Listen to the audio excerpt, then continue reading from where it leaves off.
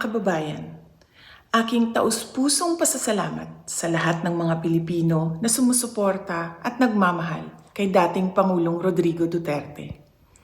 Sa mga kababayan natin sa Pilipinas, the Netherlands at iba't ibang panig ng mundo, napakalaking bagay para kay Pangulong Duterte ang pagtitipon ninyo para sa kanyang pag-uwi at kaarawan.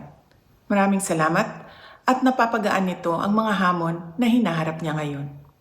Alam din ni Pangulong Duterte na haharapin niya ang ICC na kasama ang lahat ng mga Pilipino sa iba't ibang panig ng mundo, lalo na ang mga kababayan natin sa Pilipinas.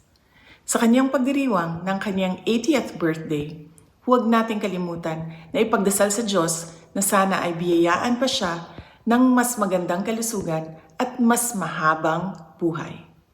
Hilingin din natin sa Diyos na sana ay makauwi na agad si Pangulong Duterte sa Pilipinas. Ang ating mga pagtitipon ay nagpapatunay ng lakas, tapang at paninindigan ng mga Pilipino. Sana ay magpatuloy din ang inyong suporta at pagmamahal sa ating dating Pangulo hanggang sa darating na halalan ng ating mga senador.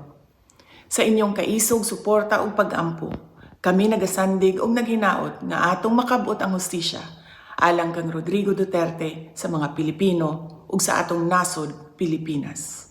Syukran.